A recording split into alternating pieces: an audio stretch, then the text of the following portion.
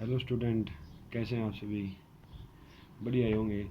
तो आज का एक अपना टॉपिक है आरबीसी। ब्लड के अंदर तीन टाइप की ब्लड सेल्स होती हैं। उनके अंदर एक आती है आरबीसी, एक होती है डब्ल्यूबीसी और तीसरी आती है प्लेटलेट्स। हम पढ़ेंगे सबसे पहले आरबीसी के बारे में। आरबीसी का मतलब होता है, इसके नाम से पता है, red blood corpuscles. Red blood corpuscles means इसका रेड कलर कैसा होगा? रेड होगा। अब ये क्वेश्चन आता है कि इसका रेड ही कलर क्यों होता है। हम सब जो भी पढ़ेंगे वो कंसेप्चुअल तरीके से पढ़ा जाएगा। आप साथ जुड़े रहें। कौन सी भी क्लास हो, चाहे 10वीं हो, 9वीं हो, 11वीं 12वीं हो, या फिर आप नेट की तैयारी करते हो, नीट की तैयारी करते हो, पीएमटी की तैयारी करते हो, हर जगह पे टॉपिक अप्लीकेबल होता है।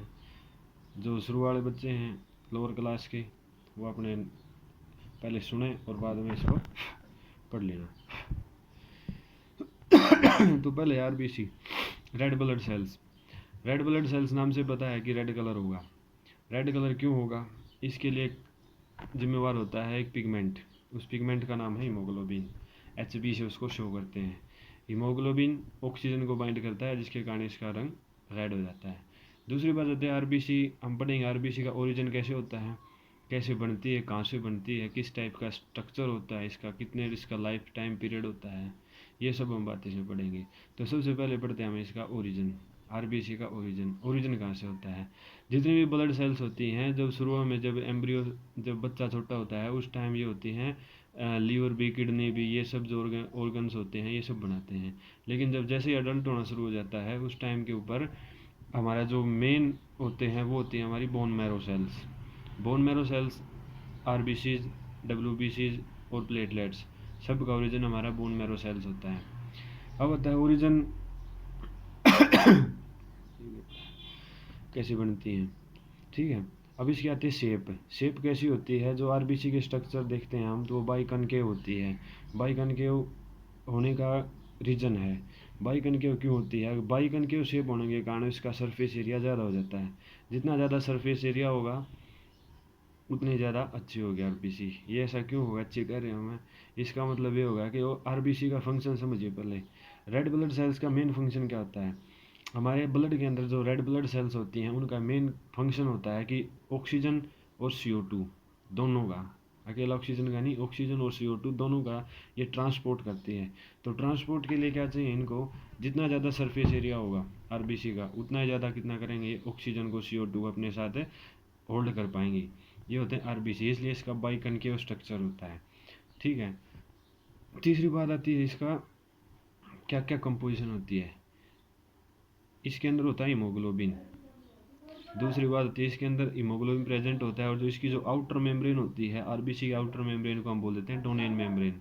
डोनेन मेम्ब्रेन होती है, ठीक है। इसके अंदर कोई भी सेल ऑर्गेनल्स नहीं होता। अंदर देखते हैं जब इसके अंदर ओलो होती है, ओलो मतलब इसके अंदर कोई भी सेल ऑर्गेनल्स नहीं होता। ना इसके अंदर माइटोकॉन्ड्रिया होती है, ना इसके अंदर कोई गोल्जी कॉम्प्लेक्स होते हैं, ना फिर कोई और होता। इसका भी बेनिफिट है। आप कहेंगे अगर इसके अंदर कोई ऑर्गेनल्स नहीं है फिर इसका क्या बेनिफिट हुआ, और के अंदर तो होते हैं। इसका बेनिफिट होता है, इसका रीज़न होता है, अगर इसके अंदर माइटोकॉन्ड्रिया होता है, गोल्जी बॉडीज होता है, तो क्या करते हैं, ऑक्सीजन को कंज्यूम कर लेते हैं। जितनी ज़्यादा ऑक्सीजन ये कुछ लेके आते पार्ट, उसको ये कंज्यूम कर जाते हैं।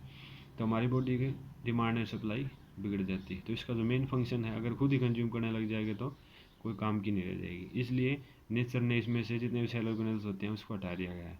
लेकिन जब ये सेल, लेकिन शुरुआत में होता है इसके अंदर, जब ये छोटी होती है, जब मेन ब्लड स्ट्रीम के अंदर नहीं होती, उससे मेन ब्लड स्ट्रीम के 6 दिन पहले, 6-7 दिन तक इसके अंदर न्यूक्लियस होता है। लेकिन जब ये मेन ब्लड स्ट्रीम के अंदर एंटर करती है, मेन ब्लड स्ट्रीम के अंदर जैसे ही एंटर करती है, तो इसका न्यूक्लियस को हटा दिया जाता है, ठीक है। वो बिना न्यूक्लियस के होते हैं। इसके कुछ एक्सेप्शंस होते हैं जिनके अंदर न्यूक्लियस होती है, और एक शेप का एक्सेप्शन होता है। हमारे अंदर बाई कनकेव टाइप की होती है, लेकिन जो कैमल और जो लैमा होता है उसके अंदर किस टाइप की प्रेजेंट होती हैं ये आरबीसी, वे होती हैं बाई कन्वेक्स। बाई कन्वेक्स, और वुमेन के अंदर होती हैं बाई कनकेव। ये फ़र्क होता है इसके अंदर, ठीक है। अब हम आते हैं इसके कितने लाइफ टाइम कितना होता है आरबीसी का। आरबीसी का लाइफ टाइम होता है 120 डेज का, 120 डेज। इसके अंदर जो हीमोग्लोबिन काउंट होता है, आरबीसी हीमोग्लोबिन होता है, वो होता है 100 ml के अंदर 12 से लेकर 16 ग्राम तक। कितना? 12 से 16 ग्राम तक इसके अंदर हीमोग्लोबिन प्रेजेंट होता है। अब आते हैं नंबर, कितने नंबर होते होंगे, कितने अमाउंट के अंदर होती होंगी। मेल और फीमेल के अंदर इसकी काउंटिंग अलग होती है। मेल की बात की जाए,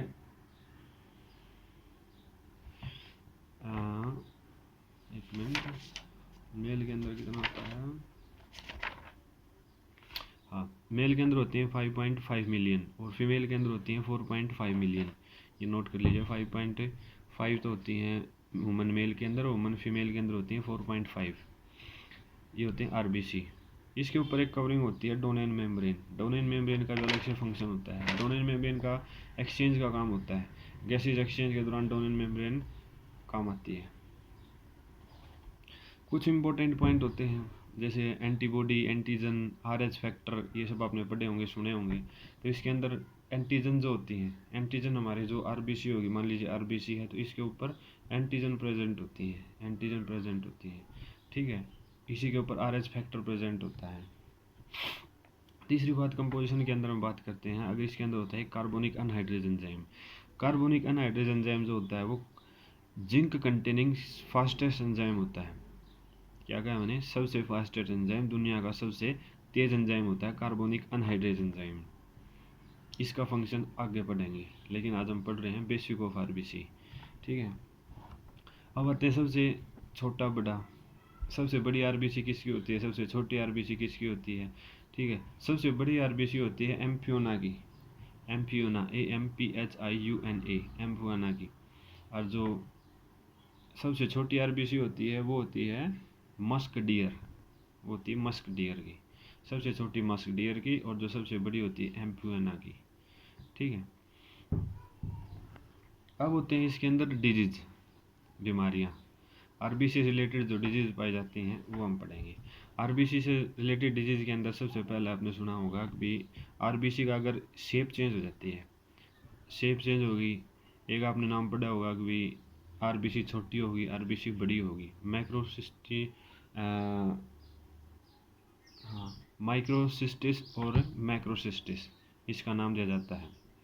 माइक्रो का मतलब छोटा हो जाना, छोटी किसके कारण हो जाएगी, अगर हमारे शरीर के अंदर आयरन की कमी हो रही है तो जिसके कारण से आरबीसी का साइज छोटा हो जाएगा। अगर हमारे अंदर विटामिन B12 की कमी हो रही है, अगर विटामिन B12 अगर डाउन हो रहा है तो उस टाइम कितना होगा, आरबीसी का साइज बड़ा हो जाएगा। अगर साइज बड़ा होना और छोटा होना दोनों ही दोनों एबनॉर्मलिटीज़ के अंदर काउंट होता है, ठीक है। तो कोई भी एबनॉर्मल चीज़ होगी, चाहे ब्लड सेल्स की हो, WBC हो, RBC हो या फिर प्लेटलेट्स हो, एबनॉर्मल होते ही उसको ख़त्म कर दिया जाएगा, एबनॉर्मलिटी नहीं रखी जाती। और उसको अब ख़त्म होकर कहाँ जाएंगे, वो जाएंगे स्प्लीन के अंदर। इसलिए स्प्लीन को क्या कहते हैं, ग्रेवयार्ड ऑफ आरबीसी या फिर ब्लड सेल्स, ग्रेवयार्ड बोलते हैं उसको, मुर्दाघर, ग्रेवयार्ड आरबीसी का। तीसरा आता है, दूसरा डिसऑर्डर आता है इसके अंदर sickle cell anaemia. Sickle cell anaemia के अंदर देखा होगा कि जो सिकल चांद की स्टाइल में बन जाती हैं, जिसके कारण क्या हो जाता है, उसका सरफेस एरिया डिक्रीज हो जाता है। इसका इफेक्ट ये है सरफेस एरिया, ये पॉइंट म्यूटेशन होती है। आगे चल के पढ़ेंगे अपन म्यूटेशन के चैप्टर में कि पॉइंट म्यूटेशन क्या होती है। तो ये सिकल सेल एनीमिया के अंदर पॉइंट म्यूटेशन हो जाती है। इसका एक बैड इफेक्ट भी है और एक पॉजिटिव पॉइंट भी है। अगर सिकल सेल हो जाएगी तो एक मलेरिया फैलाने वाला जो एक इंसेक्ट होता है, उसका जो बैक्टीरिया होता है वो उसके अंदर सर्वाइव नहीं कर पाता। तो सिकल सेल एनीमिया वाले के मलेरिया नहीं होगा, लेकिन वो वैसे प्रॉब्लम करेगी सिकल सेल, क्योंकि वो डिसऑर्डर है। तो हमने पढ़ा कि पहले था विटामिन की कमी, आयरन की कमी। अगर आयरन की कमी है तो माइक्रो, अगर विटामिन B12 की कमी है तो मैक्रो। फिर हमने पढ़ा सिकल सेल एनीमिया के बारे में, ठीक है। अब हमने पढ़ा कि लाइफ टाइम होता है 120 डेज का, एवरेज लाइफ टाइम होता है 120 डेज का, लेकिन 1% आरबीसी डेली टूटती हैं, डेली टूटती हैं। एक खास बात ये, और डेली टूटती हैं और डेली नहीं ऐड होती हैं। डेली नहीं ऐड क्यों होती हैं, क्योंकि इसके अंदर डिवीजन की पावर नहीं होती, क्योंकि हमने बताया था इसके अंदर सेल ऑर्गेनल्स नहीं